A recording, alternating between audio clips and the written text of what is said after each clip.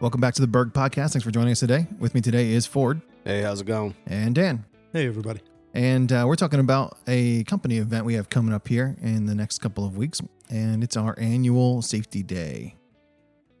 Yeah, it's a interesting thing because it's a newer last couple of years we've been doing this, and it's a way to get the team together and break them up into some different groups and allow them to get some training that is always good, and also have some time that they can spend with maybe some team members that they don't get to see on a daily basis.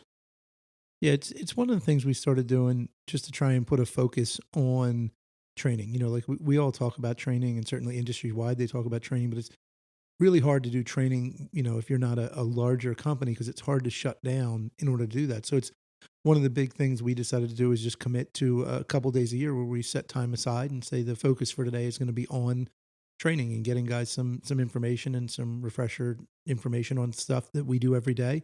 Make sure we do it, you know, in the best way we possibly can. So it was a big step for us actually to commit that way and put it in and plan and be intentional about it. Yeah. We were talking to a group not long ago, and one of the guys was saying, and I've heard this saying before, never inside of our organization, but he said, if it's raining, we're training, right? And I always thought that was like a cool idea. But we're blessed with the facilities we have, but we don't necessarily have a place where if it rains, we're going to bring everybody into the same spot, right? And I think for a long time as an organization, we've struggled a little bit with the idea of formalized training, right? I mean, how do we stop production? We're not a big company, we're not a huge company, and how do we like shut down and bring everybody to one spot at the same time to just for training? But I think over the last several years, we've certainly recognized the benefits of it and been a lot more intentional about bringing people in specifically to do the training.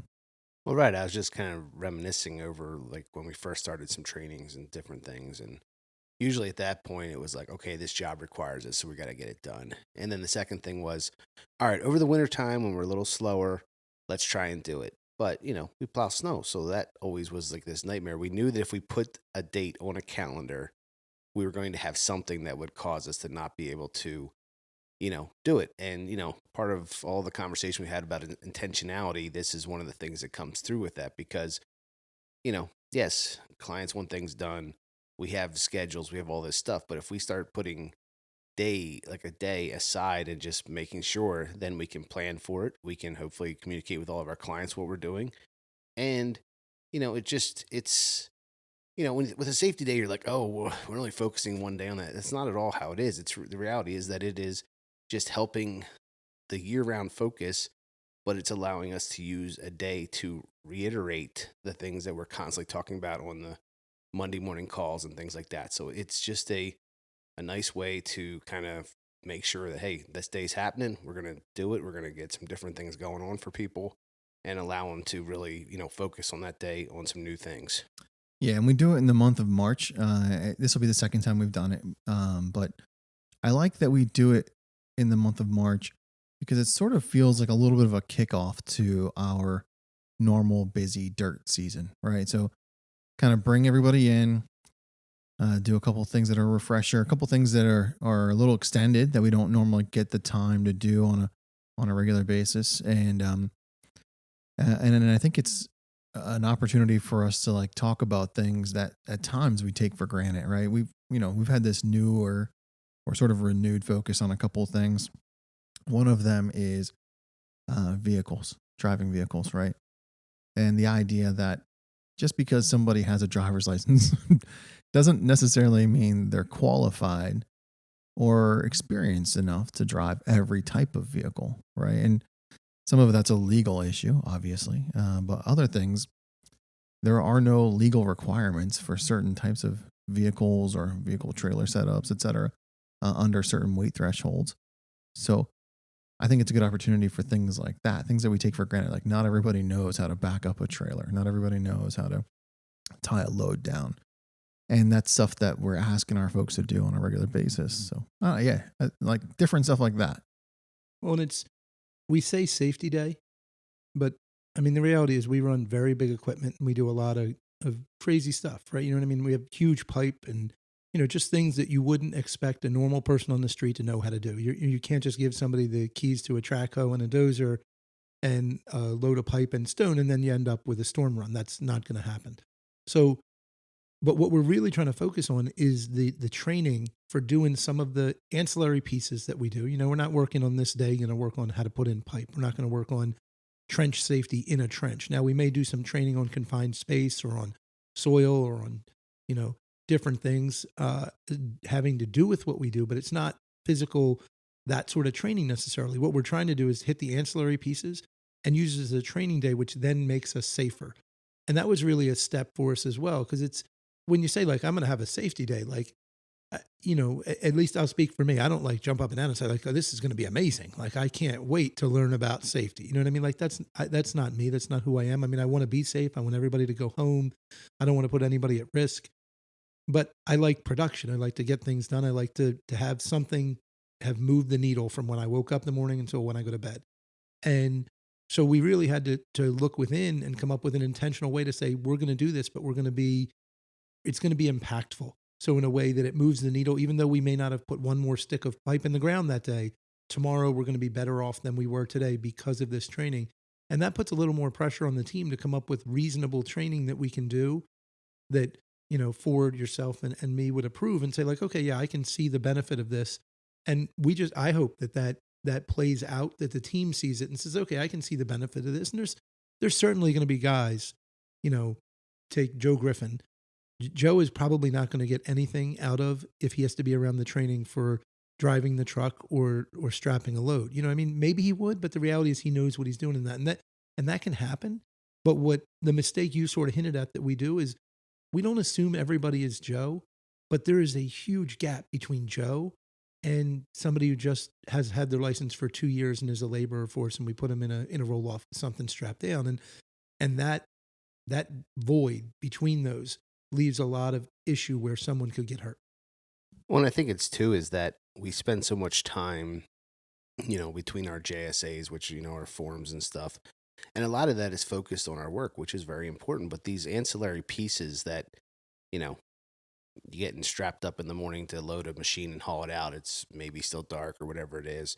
And at the end of the day, you did your day's work and then you're going to take that machine to the next site. Those are the little things. I remember when we first started and we loaded a track hoe on a trailer.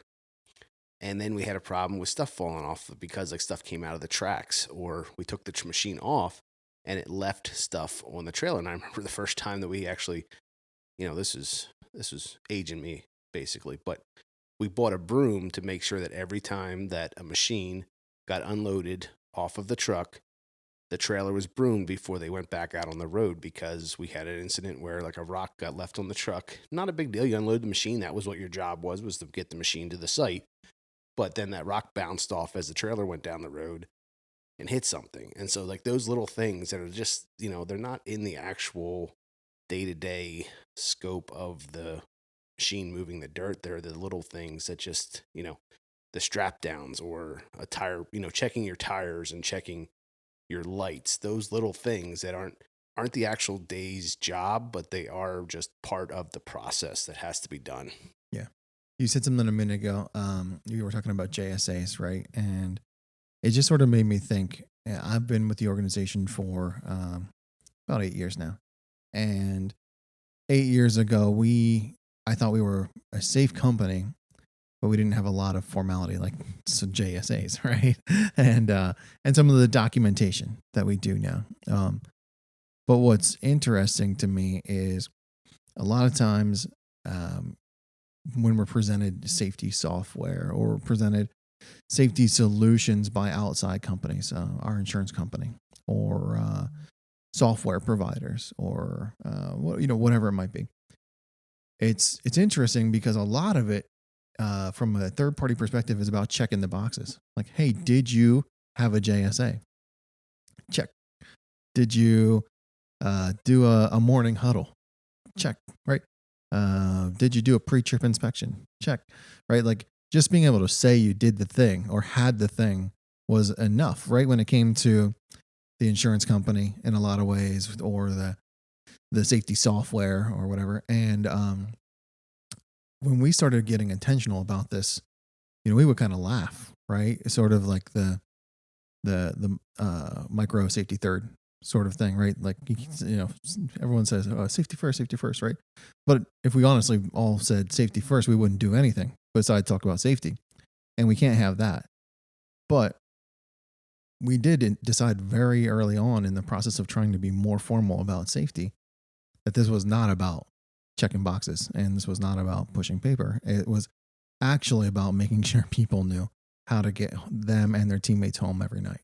So, well, and something we've had the conversation, I don't think we've done it here on the podcast about, but I think a lot of times when there's challenges related to safety, it usually boils back to an assumption. Someone assumes that somebody else can do something. Somebody assumes that somebody else saw them. Somebody else assumes that somebody else was doing something.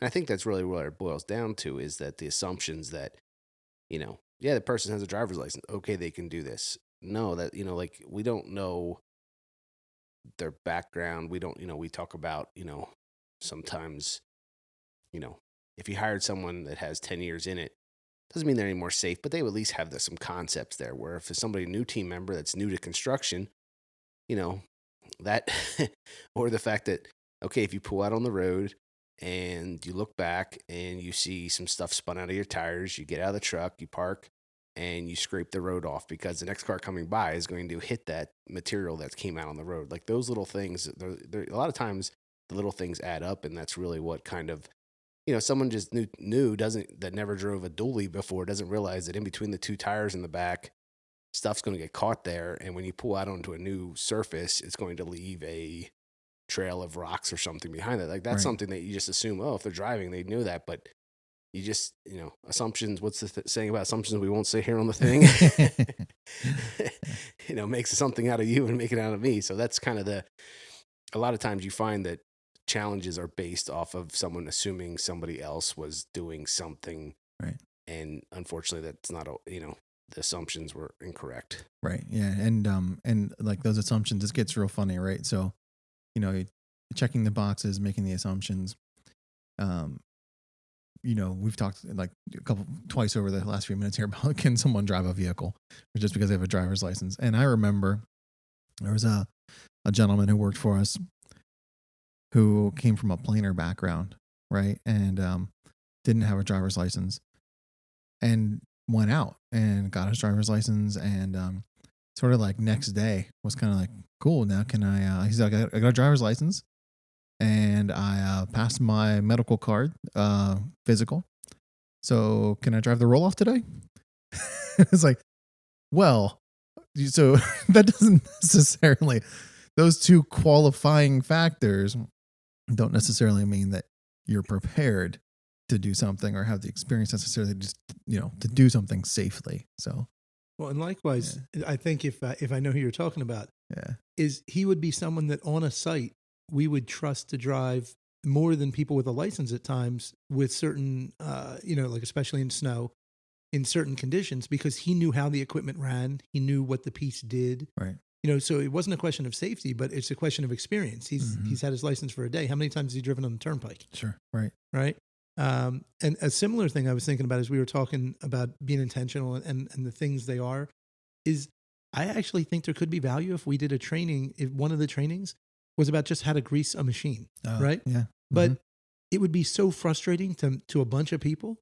And it's one of the points when I say, like, guys, if you in the field would help in a way that you try and do that training yourself, it would avoid subjecting everybody to the training. Like, in other words, if we're not usually going to set up a training because we just sat in a room and thought, like, hey, it'd be a really interesting training. Like, we probably had a discussion about something. We probably paid to rebuild something. Something happened. You know what I mean? Because we assumed, and the assumption was wrong. And then our reaction to that is to say, like, okay, maybe we assumed too much. Maybe we need to have a training about that thing. And so if you're at one of these trainings in a few weeks and you're frustrated and you're thinking, why are we having to do this training? We're having to do this training because there's more people than you think that don't know how to do the thing.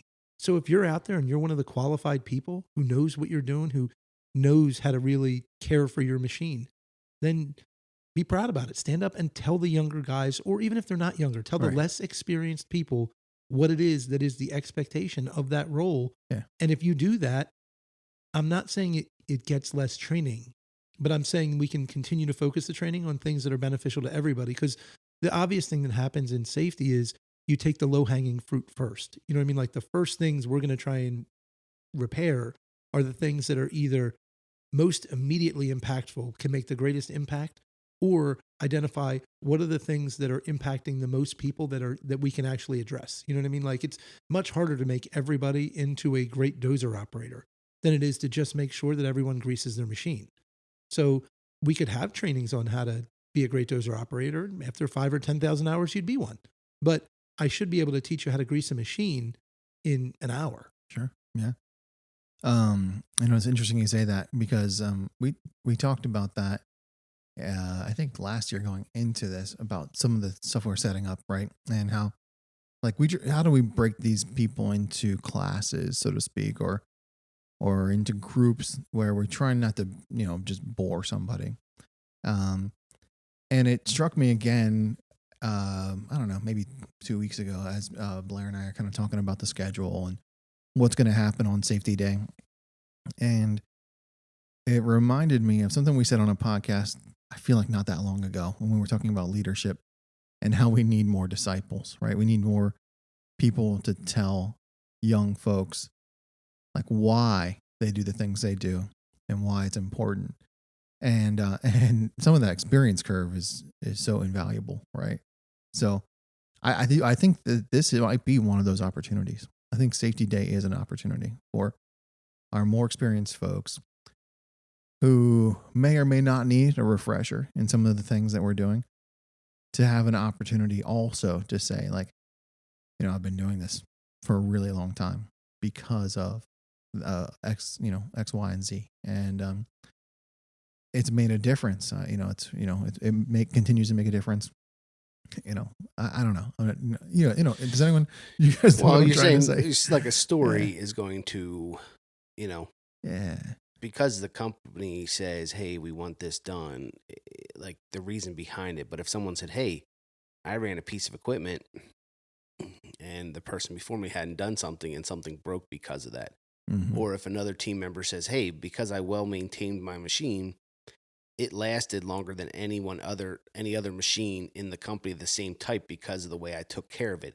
That's real life, visceral reality that can be tied to something versus just do it because we think it's a good idea. I checked the load rating on the strap before I lifted something, right? And so, I knew how to properly harness or rig that inlet we were lifting up, and because I knew how to do that, I didn't have to worry that it was going to fall and hit somebody, or And you want the good stories too, because usually, right. Unfortunately, I remember at Christmas time we had that other safety training, and I came in on it, and it was about the guy that had trench collapsed, right? Trench collapsed, right? And so that was very impactful, but unfortunately, it was a bad situation that instead of you saying, hey, I lifted this thing and it snapped and it fell off and broke the device or someone got injured, it's also that, hey, all I did, it took 2 extra seconds, I made sure that the devices were correct, and you know what, no incidents. So it's really about, I think, the real world experience and how that ties to something. It just makes it more literal than just the theory behind why something happens. Yeah, I agree. The other thing that came out of one of those conversations was I think we've talked about this before in the podcast. Maybe it's a guy thing, but we're not super inclined to admit when we don't know how to do something, right? I think that leads to safety concerns. I don't know, maybe it would call me crazy, but I'll go way back and work related solely because Ford is Berg Construction.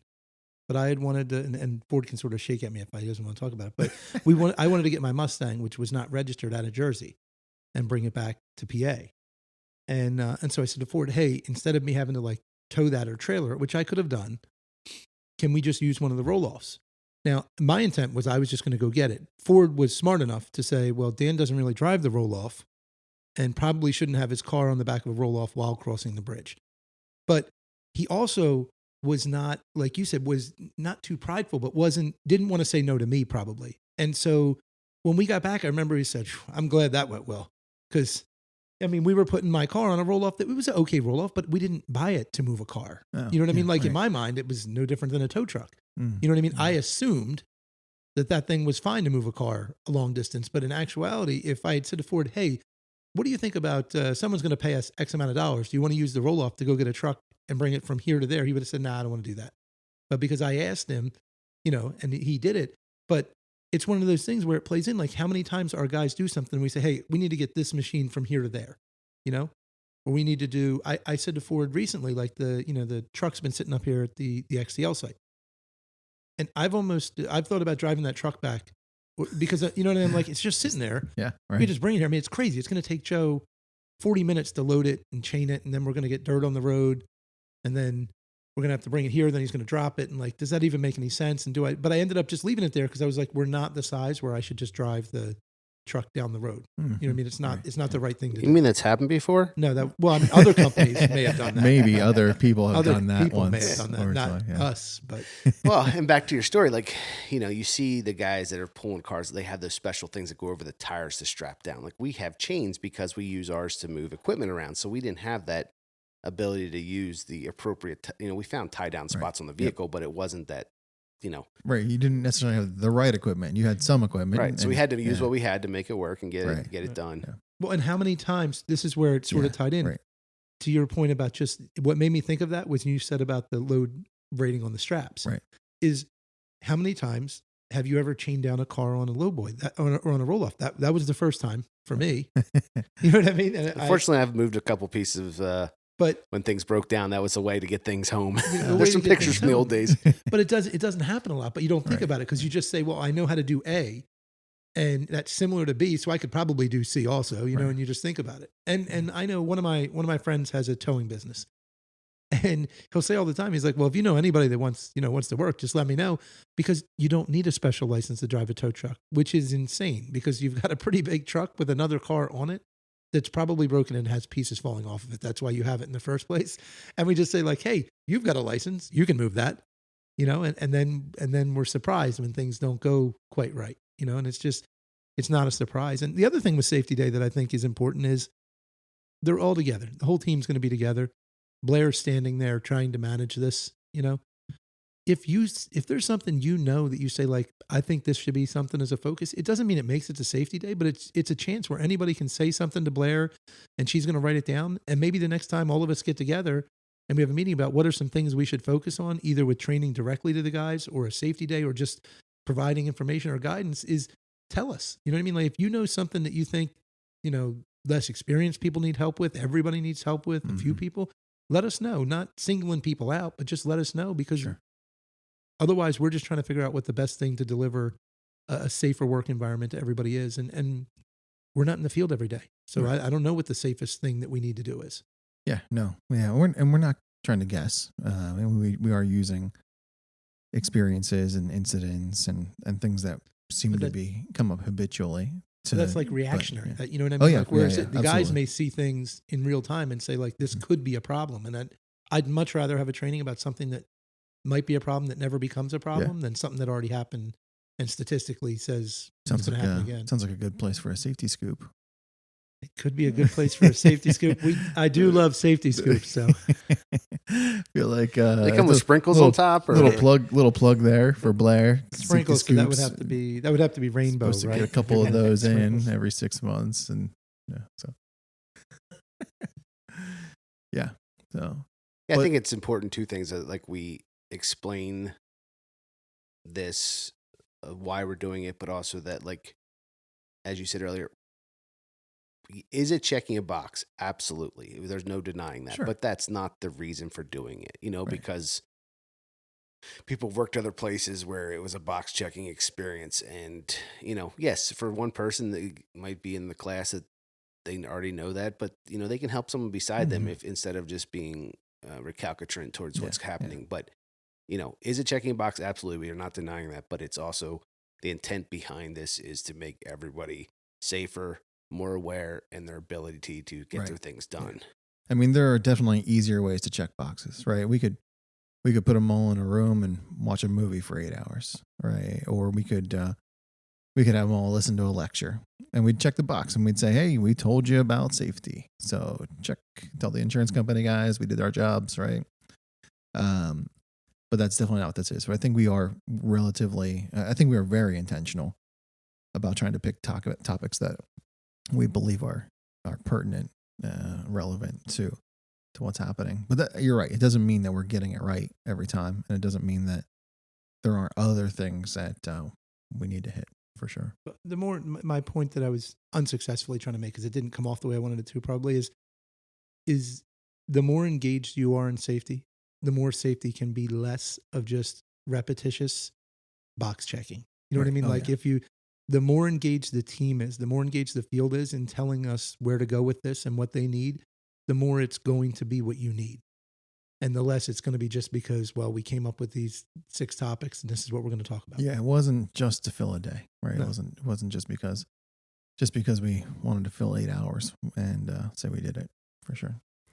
I mean, our luck, it'll be like 65 degrees and sunny, right? We won't be training just because it's raining. See, that's the funny thing. You can. It's either going to be beautiful, or it's going to be the first real snowstorm of the year, and we're all going to be here. Yeah, it's one of those two. It's going to happen. But yeah, we're not supposed to make noise in this podcast, but I'm knocking on wood right there. Knocking on wood. Yeah. All right. We're not superstitious at all. All right. I think that's a good place to wrap it up. Right. So safety day coming up. We're not doing it to check boxes, and we think it's important. So thanks for joining us today, folks. We hope that you got something from this, and we hope you join us again for another episode.